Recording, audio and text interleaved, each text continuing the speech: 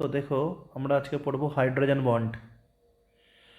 তো what is the definition of hydrogen bond বা hydrogen bond কি না? বেসিক্যালি একটা স্ট্রং ইলেকট্রোনেগেটিভ এলিমেন্ট, যেমন ফ্লোরিন, অক্সিজেন বা নাইট্রোজেন, এদের সঙ্গে যদি ডাইরেক্টলি কোনো হাইড্রোজেন অ্যাটাচ থাকে তাহলে সেই হাইড্রোজেন অ্যানাদার কোনো একটা স্ট্রং ইলেকট্রোনেগেটিভ এলিমেন্টের সঙ্গে একটা উইক ইলেকট্রোস্ট্যাটিক ফোর্সের দ্বারা যে বন্ড ফর্ম করে তাদেরকেই আমরা বলবো হাইড্রোজেন বন্ড। অর্থাৎ স্ট্রং ইলেকট্রোনেগেটিভ এলিমেন্ট বলতে ফ্লোরিন, অক্সিজেন, নাইট্রোজেন, তাহলে এই তিনজনের সঙ্গে ডাইরেক্টলি অ্যাটাচড যে হাইড্রোজেন, তো যেহেতু স্ট্রং ইলেকট্রোনেগেটিভ এলিমেন্টের সঙ্গে অ্যাটাচড আছে তো strong electronegative element delta minus, হাইড্রোজেনটা ডেল্টা প্লাস। তো সেই হাইড্রোজেনটা এনাদার একটা স্ট্রং ইলেকট্রোনেগেটিভ এলিমেন্টের সঙ্গে উইক ইলেকট্রোস্ট্যাটিক ফোর্সের দ্বারা যে বন্ড ফর্ম করে তাকেই আমরা বলি হাইড্রোজেন বন্ড। তো দেখো হাইড্রোজেন বন্ড ফর্ম হওয়ার জন্য কেন হাইড্রোজেনটাকে স্ট্রং ইলেকট্রোনেগেটিভ এলিমেন্টের সঙ্গে অ্যাটাচ থাকতে হয় না? যদি স্ট্রং ইলেকট্রোনেগেটিভ এলিমেন্টের সঙ্গে না অ্যাটাচ থাকে তো এখানে বেশি ডেল্টা প্লাস চার্জ ক্রিয়েট হবে না। আর যদি বেশি ডেল্টা প্লাস চার্জ ক্রিয়েট না হয় তো সে অ্যানাদার ডেল্টা মাইনাসের সঙ্গে অ্যাট্রাকশন করে বন্ড ফর্ম করতে চাইবে না।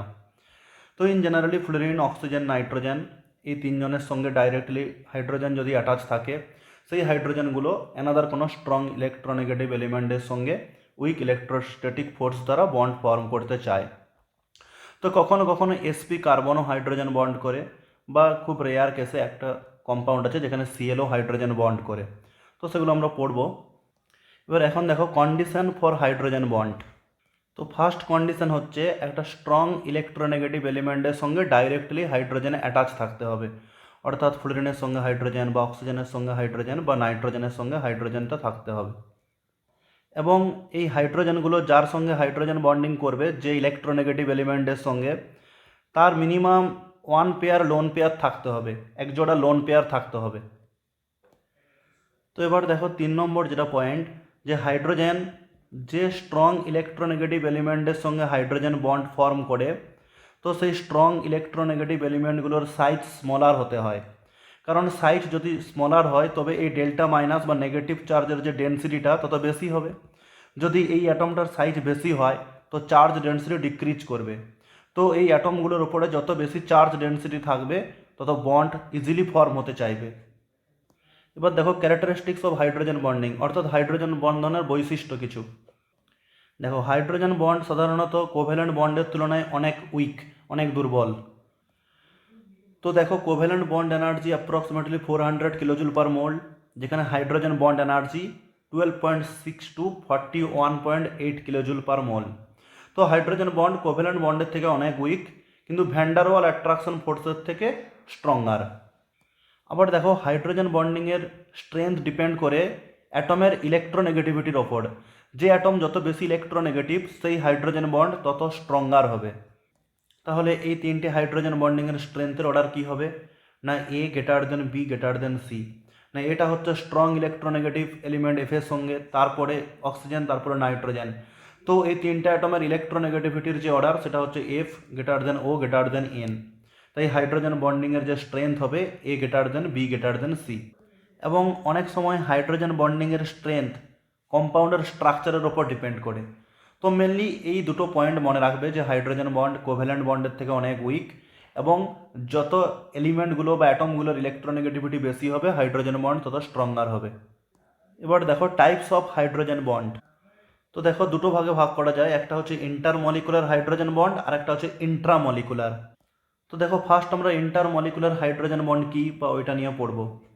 দেখো ইন্টারমলিকুলার হাইড্রোজেন বন্ড হচ্ছে যখন হাইড্রোজেন বন্ডটা ডিফারেন্ট মলিকুলের মধ্যে হবে, অর্থাৎ more than one molecule take part করবে ইন হাইড্রোজেন বন্ডিং। যেমন একটা এক্সাম্পল দেখো,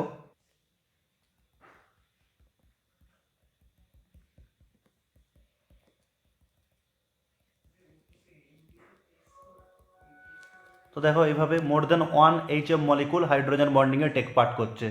তো একাধিক এইচএফ মলিকুলের মধ্যে হচ্ছে, তো এটা হচ্ছে একটা ইন্টারমলিকুলার হাইড্রোজেন বন্ড। তো এটা দেখো ওয়াটারের হাইড্রোজেন বন্ডিং, একটা একটা ওয়াটার মলিকুল দেখো এদিকে এবং এদিকে দুটো করে হাইড্রোজেন বন্ডিং করছে ইন লিকুইড স্টেটে। তো যাই হোক মোর দেন ওয়ান ওয়াটার মলিকুল নিজেদের মধ্যে অ্যাসোসিয়েটেড হচ্ছে বাই ইন্টারমলিকুলার হাইড্রোজেন বন্ড। তো তো হাইড্রোজেন বন্ড যেহেতু খুব উইক, আমরা এরকম ডট ডট দিয়ে এক্সপ্রেস করি, মানে খুবই উইক এটার মানে। তো এটা দেখো অ্যামোনিয়ার হাইড্রোজেন বন্ডিং। এবার এই যে হাইড্রোজেনগুলো, সেগুলো অ্যানাদার নাইট্রোজেনের সঙ্গে আবার হাইড্রোজেন বন্ডিংয়ে টেক পার্ট করতে পারে। তো এইভাবে একটা ব্রাঞ্চ স্ট্রাকচার ফর্ম হতে পারে। তোমাকে কোশ্চেন আসবে যে কোনটা লিনিয়ার হাইড্রোজেন বন্ডিং শো করে, তাহলে অ্যামোনিয়া অ্যান্সার হবে না। তো ওয়াটারও দেখো ব্রাঞ্চড হচ্ছে, একবার এদিকে একবার এদিকে, তো একটা একটা মলিকুল দুটো করে হাইড্রোজেন বন্ডিং করে এটা নন ব্রাঞ্চ স্ট্রাকচার তৈরি, মানে ব্রাঞ্চ স্ট্রাকচার তৈরি করছে। বাট এইচএফ, একটা এইচএফ মলিকুল সে ব্রাঞ্চ তৈরি করতে পারবে না। একটা এইচএফ এদিকে আর এদিকে যখন অ্যাটাচড হচ্ছে, তো এটা নন ব্রাঞ্চড হচ্ছে।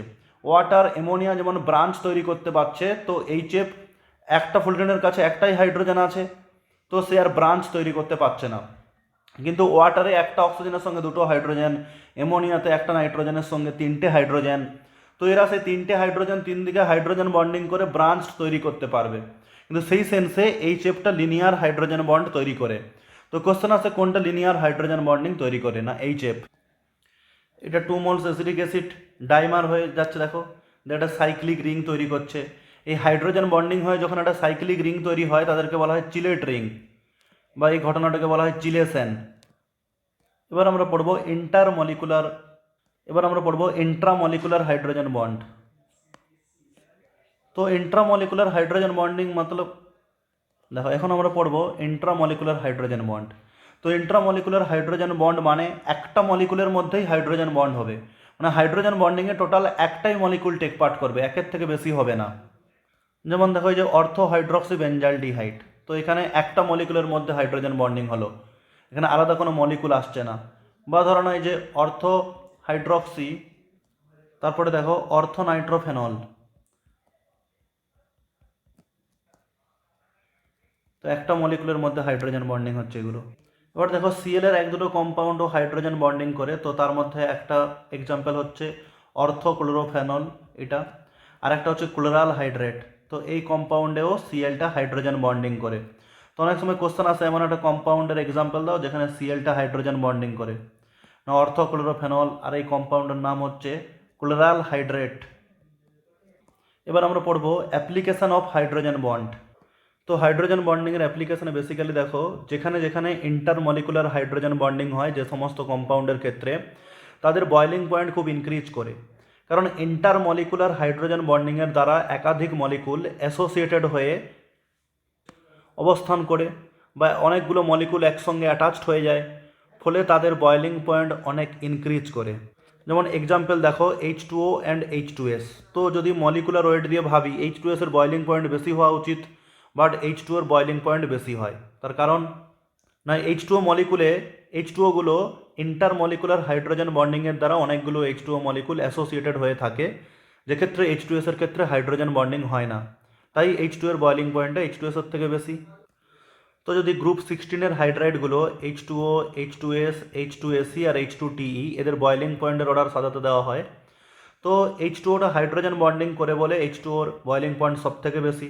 তারপরে এই তিনজন তো আর কেউ হাইড্রোজেন বন্ডিং করে না, তখন যার মলিকুলার ওয়েট বেশি তার বয়লিং পয়েন্ট বেশি। তো H2TE, H2S, দেন H2S। তো তারপরে দেখো গ্রুপ 17 এর যে হাইড্রাইডগুলো HF, HCl, HB আর HI এদের বয়লিং পয়েন্টের অর্ডার।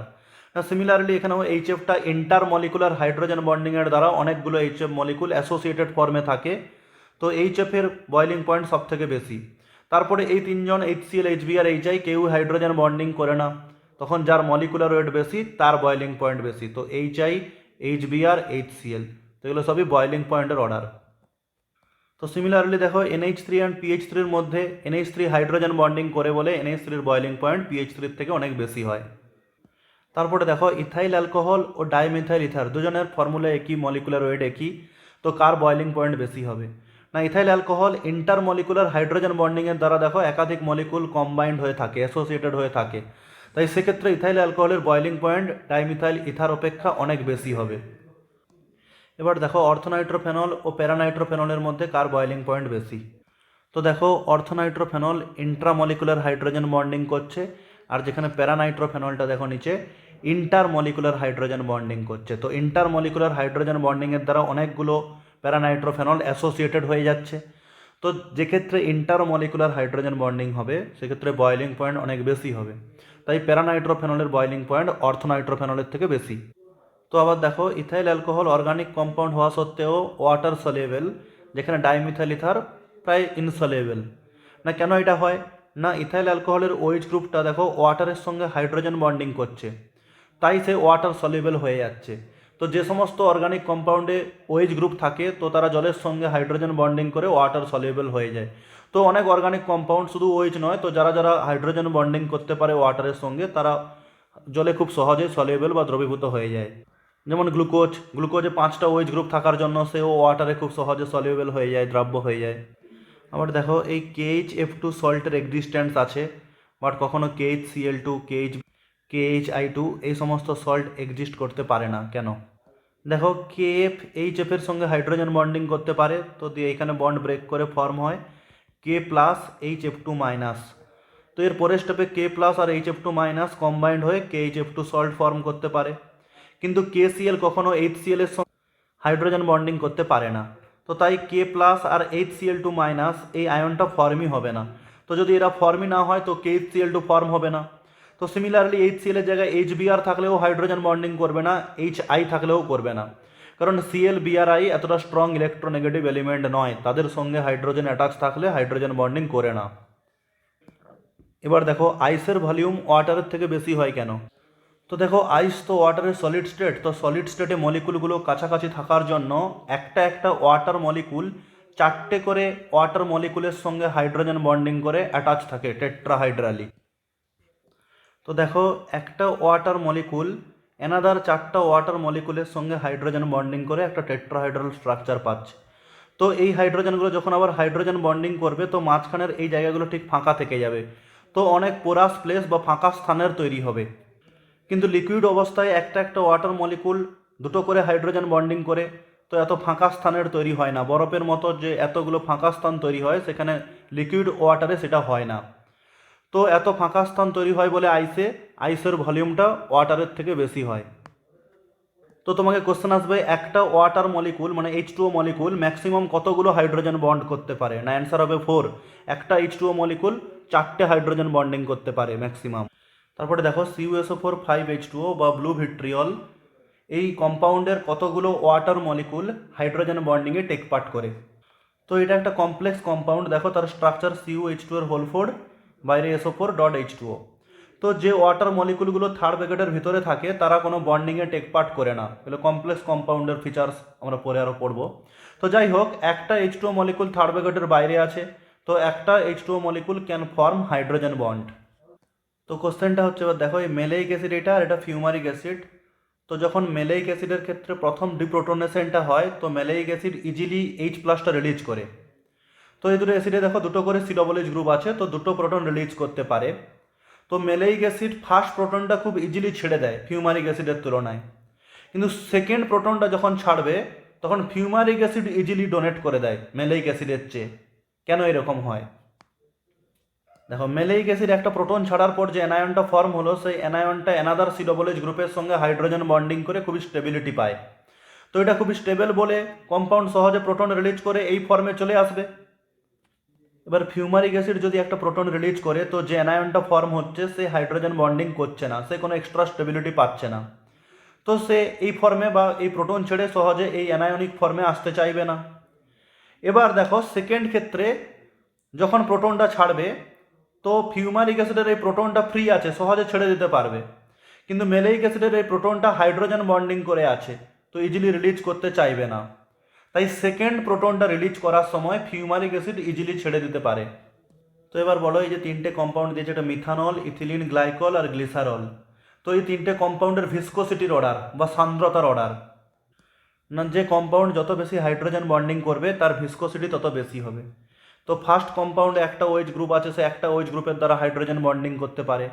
ইথিলিন গ্লাইকলে 2টো OH গ্রুপ আছে, সে 2টো OH গ্রুপের দ্বারা হাইড্রোজেন বন্ডিং করতে পারে। আর গ্লিসারলের ক্ষেত্রে 3টে OH গ্রুপ আছে, তো 3টে OH বন্ড গ্রুপের দ্বারা সে হাইড্রোজেন বন্ড ফর্ম করবে।